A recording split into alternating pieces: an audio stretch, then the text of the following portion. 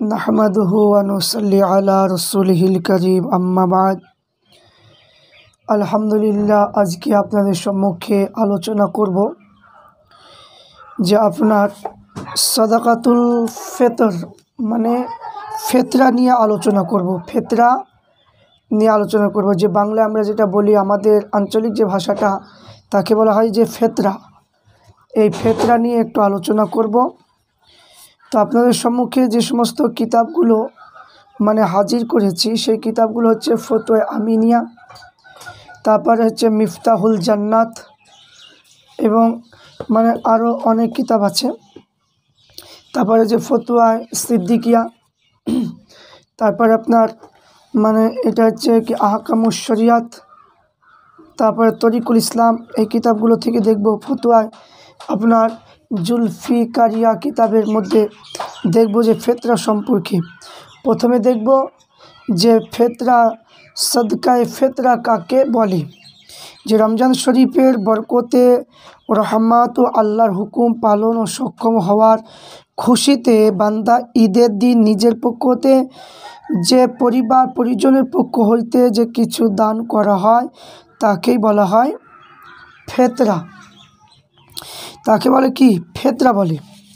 তো ফিতরা মানে কি বললেন, যে প্রয়োজনীয় বিষয়গুলো ঋণ বাদ দিয়ে, প্রয়োজনীয় বিষয় মানে গুলো ও ঋণ বাদ দিয়ে 52.5 তোলা রূপা, 7.5 তোলা সোনা, তার সমপরিমাণ নগদ অর্থ, বাণিজ্য সামগ্রিক জমি বা গৃহ, পশু বা অন্যান্য স্থাবর ও অস্থাবর বস্তুর মালিক বা শরিয়তের দৃষ্টিতে মানে সে হচ্ছে মালিকানা নিসাব তাকে বলে।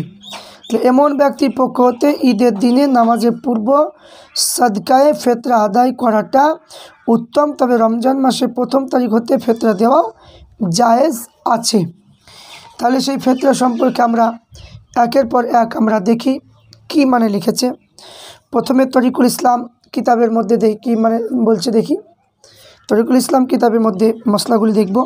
1 নম্বর, যে ব্যক্তি এইরূপ মালদার যে তার প্রতি জাকাত আদায় করা ফরজ, এইরূপ ব্যক্তি কিংবা যাহার নিকটে কি সাংসারিক প্রয়োজনীয় অতিরিক্ত এই পরিমাণ জিনিসপত্র রয়েছে যাহার মূল্য হিসাব করলে জাকাতের নিসাব পরিমাণ হয়, এইরূপ ব্যক্তির প্রতি ঈদের দিন সদকায়ে ফিতরা দান করা হচ্ছে ওয়াজিব।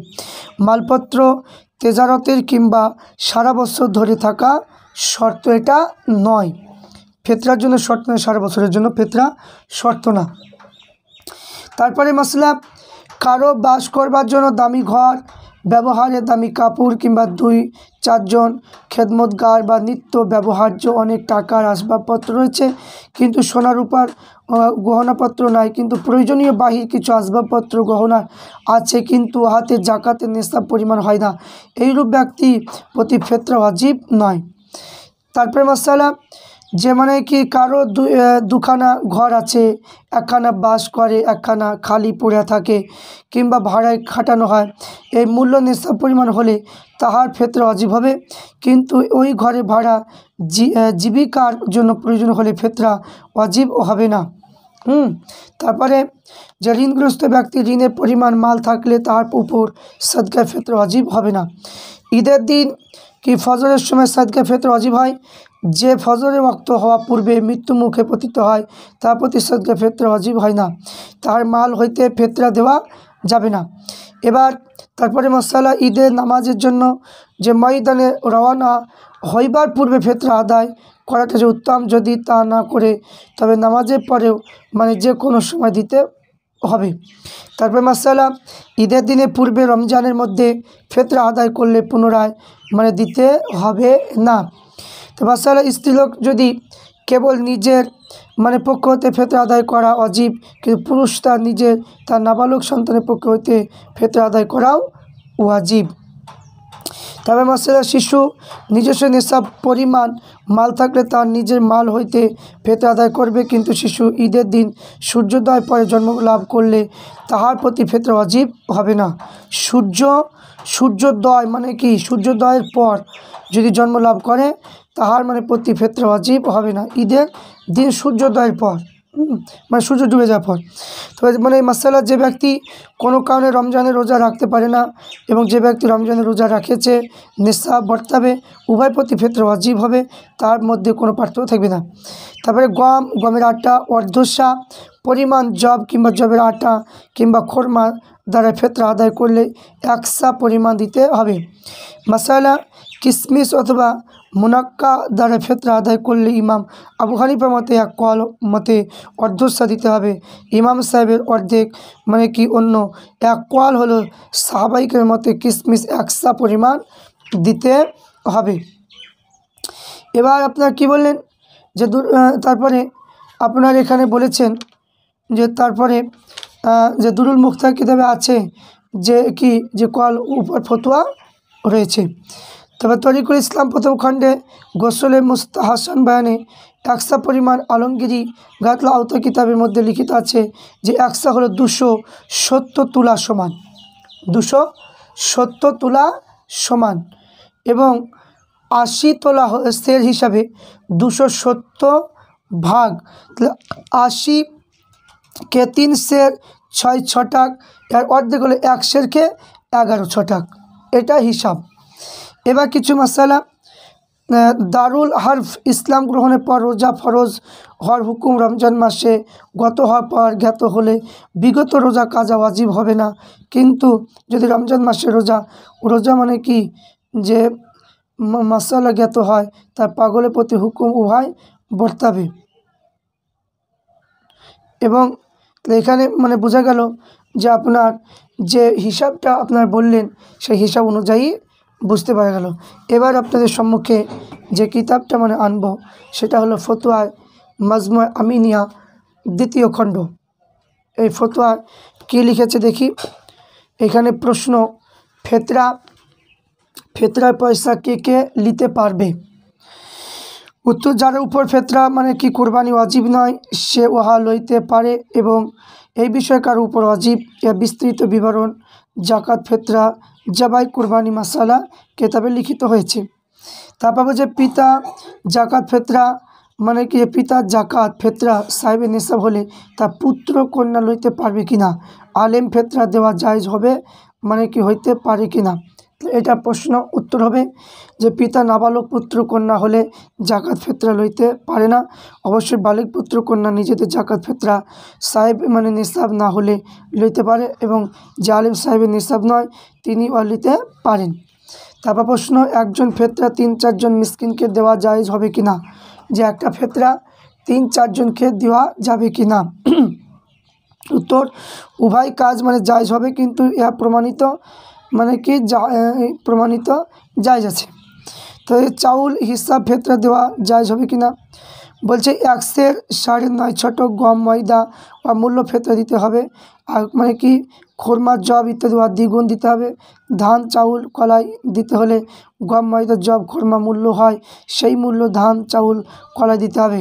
তাহলে মানে 1 সের 9.5 ছটাক ধান চাউল দিলে জায়েজ হবে না, ইহা প্রমাণিত জরুরি মশলা মানে কি যেখানে লেখা আছে।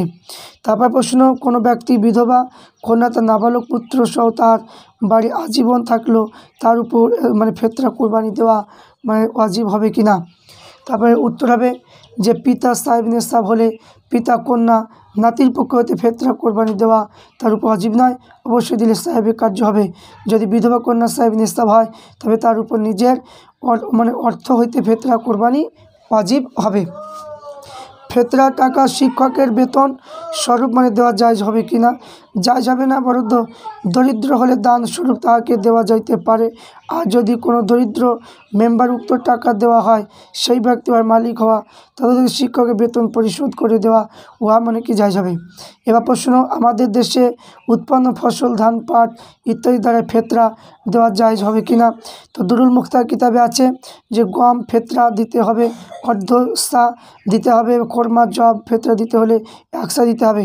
তো 1 সা হলে 80 তোলা সেরে প্রায় 3 সের 2.5 ছটাক এবং আজ ছায়া প্রায় 1 সের সোয়া মানে 9 ছটাক হয়। ধান চাউল দিতে হলে 1 সের 9 সোয়া মানে কি 6টা গমের মূল্য পরিমাণ ধান চাউল দিতে হবে। তাহলে 1 সের মানে কি যে সোয়া বলছে 9 ছটাক ধান চাউল দিতে জায়েজ হবে না। তাহলে এখানে প্রশ্ন আবার নেশাব মানে পরিমাণ টাকা মজুদ আছে কিন্তু আর মানে অংশীদার আছে, এই ক্ষেত্রে ফিতরা দিতে হবে কি না। প্রশ্নের উত্তর, যে কয়েকটা অংশীদার আছে মজুদ টাকা সেই কয়েক বিভক্ত করলে নিসাব পরিমাণ হয়, প্রত্যেকের পক্ষে ফিতরা দেওয়া ওয়াজিব হবে, নচেৎ কারো প্রতি ফিতরা ওয়াজিব হবে না। ওয়া না দিলেও গুনাহগার হবে না, কিন্তু দিলে সুন্নাতের সওয়াব পাবে। এর প্রশ্ন, ফিতরার টাকা বেতন স্বরূপ খতিবকে দেওয়া জায়েজ হবে কিনা এবং এই টাকা দিয়ে ঈদগাহ বানান মানে যাবে কিনা, আলেম ফাজিলগণ ওয়া মানে খাইতে পারবে কিনা, কোরবানির চামড়ার টাকা মানে কি কার্যে দেওয়া যাবে কিনা এই সম্পর্কে। উত্তর, খতিব বেতন স্বরূপ দেওয়া জায়েজ হবে না, দান স্বরূপ দেওয়া যাইতে পারে। যদি খতিব সাহেব নিসাব না হয় তাহলে ঈদগাহ বানানো জায়েজ মানে কি জায়েজ হবে না। আলেমগণ দরিদ্র হলে ওয়া লইতে পারে, কোরবানির চামড়া মূল্য অর্থ মানে কি ঠিক এইরূপই হবে। ফিতরায় 1 সেরে কয় ছটা গম দিতে হবে, সেই পরিমাণ চাউল দিলে দুরুস্ত হবে কিনা।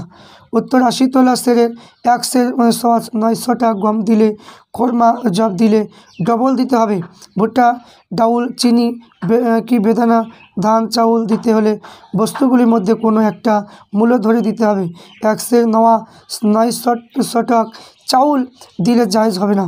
স্বামী কিতাবে লিখিত আছে, বাহার রায়কে তাবিউনুল হাকায়েক কিতাবের মধ্যে আছে। ঈদের ফিতরা এবং কোরবানির চামড়ার মূল্য দ্বারাই গ্রামে মানে কি জিয়াফত বাড়ির জন্য লাইট কি তেগ ফরাস অজুর মানে কি লোটা বদনা কাপড় খরিদ করা জায়েজ হবে কিনা, জায়েজ হবে না, এটা দরিদ্রের জন্য দান করতে হবে। তার প্রশ্ন, 1 সের 950 গমের মূল্য হিসাবে ফিতরা না দিয়ে আমাদের দেশে প্রধান 1 সের 900 ধান দিলে কি হবে, এ ফিতরা আদায় হবে না। বলছে কি সাহেবে নিসাব ব্যক্তি ফিতরা মানে কি দিলে মানে কি যে সাহেবে নিসাব নিজে ফিতরা দেওয়া মানে কি যেখানে চেষ্টা করলে কি হবে, ফিতরা আদায় হবে না, মানে আদায়কারী হারাম অর্থ মানে গ্রহণ করলো। তারপরে প্রশ্ন হবে, তারপরে আপনার প্রশ্ন লিখেছেন যে ধান এবং চাউল, ধান চাউল দ্বারা ফিতরা আদায় হবে কিনা। উত্তর হবে মানে যে 1 সের 900 গম ময়দার যে মূল্য হবে সেই মূল্য ধান চাউল দিলে ফিতরা আদায় হবে।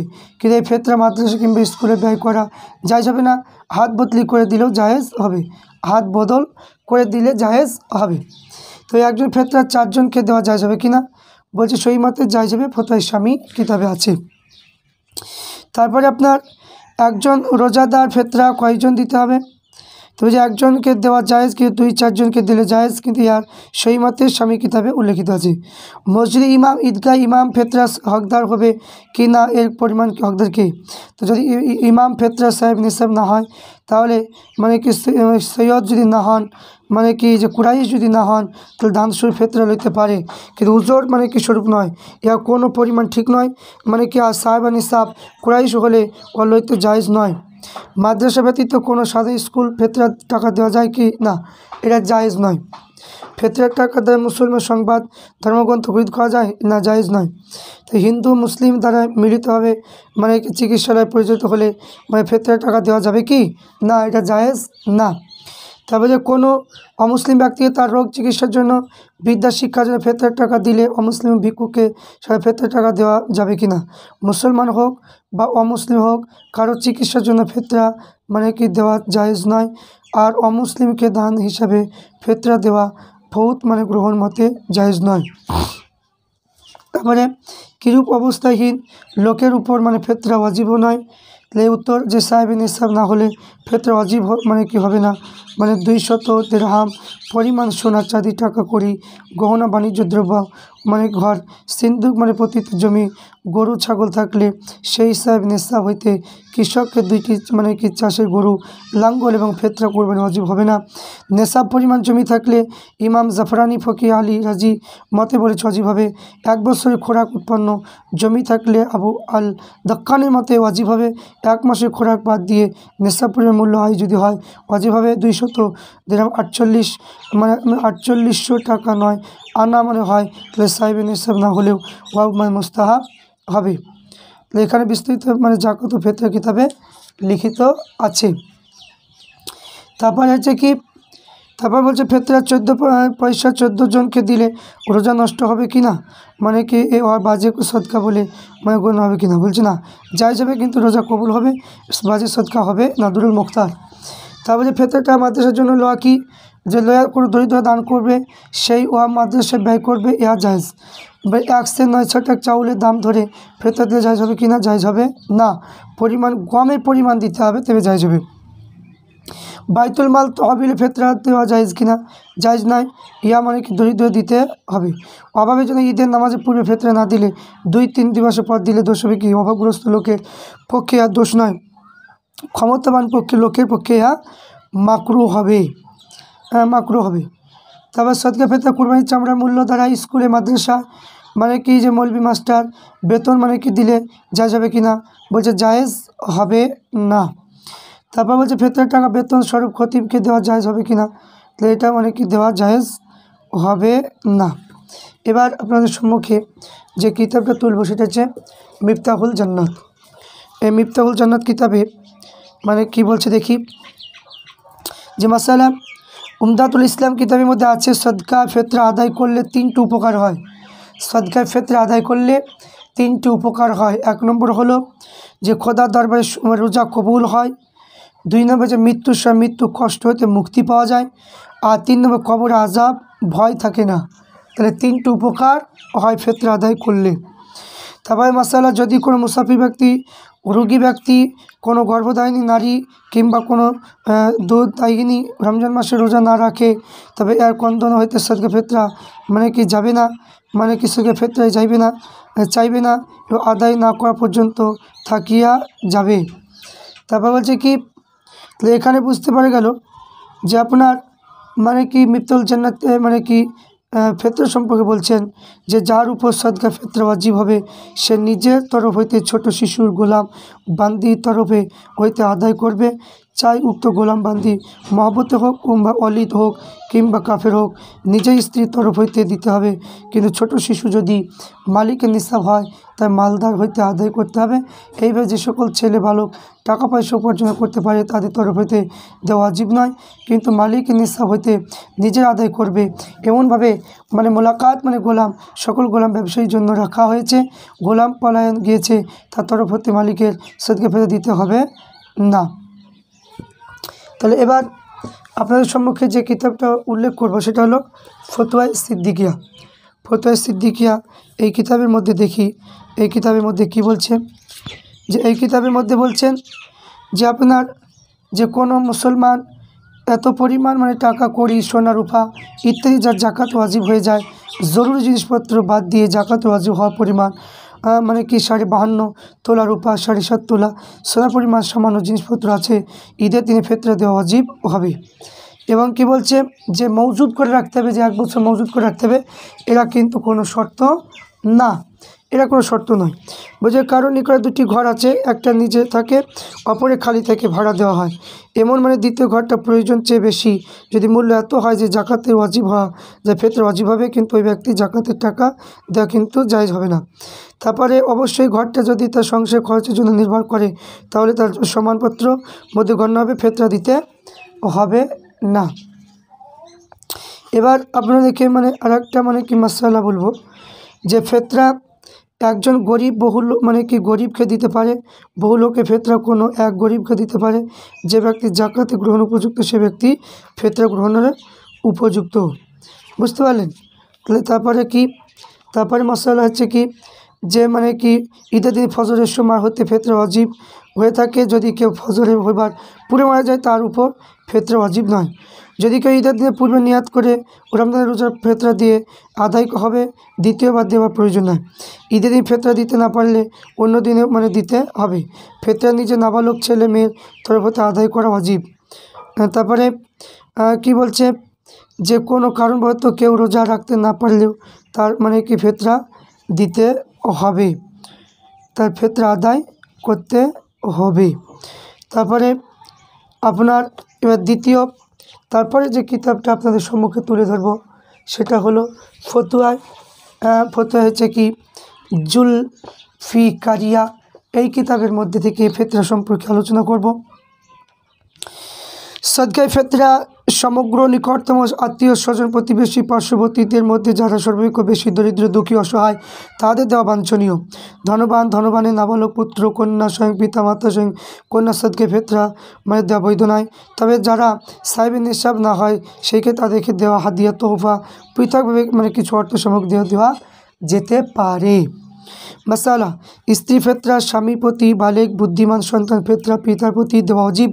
তবে যদি কেউ স্ত্রী কিংবা বুদ্ধিমান পুত্রপক্ষে হতে সদকে ফেতরা আদায় করা ওটা বৈধ হবে।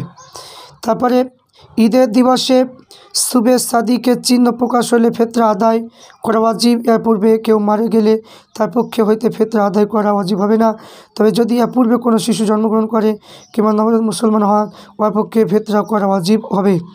একজন ফেতরা কয়েকজনকে ফেতরা কয়েকজনকে দেওয়া জায়েজ আছে। তবে যে কি সদকে ফেতরা কারো লইতে পারে এই বিষয়ে ফকিগান বিস্তৃত আলোচনা করেছেন। যে মানে কি তাহার মূল কথা হলো তাহাদের ফেতরা কুরবানি ওয়াজিব নয়, তাহাদের কেবলমাত্র সদকে ফেতরা লইতে পারে। পিতার প্রতি জাকাত ফেতরা ওয়াজিব হলে তার বালক পুত্র কন্যা যদি সাহেবের নিসাব না হয় পিতার জাকাত ও ফেতরা আদায় মানে লইতে পারে, কিন্তু পুত্র কন্যা নাবালক হয় তাহলে লইতে পারবে না।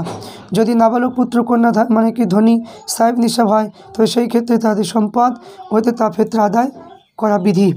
1.9 গম এবং কি ময়দা মূল্য ফেতরা দেওয়া বিধি। কিন্তু ঈদের দিবসে শুভে সাদিকের চিহ্ন প্রকাশ হওয়ার পূর্বে কোনো সন্তান ভূমিষ্ঠ যদি হয়, কোনো গরিব মুসলমান হঠাৎ করে ধনবান হয়, সেই ক্ষেত্রে উভয় পক্ষে সদকায় ফেতরা ওয়াজিব হবে। ঈদের দিবসে শুভে সাদিকের চিহ্ন প্রকাশ যদি হয়ে যায় তো সেই সময় যদি বাচ্চা জন্ম হয় তাকেও কিন্তু ফেতরা দিতে হবে।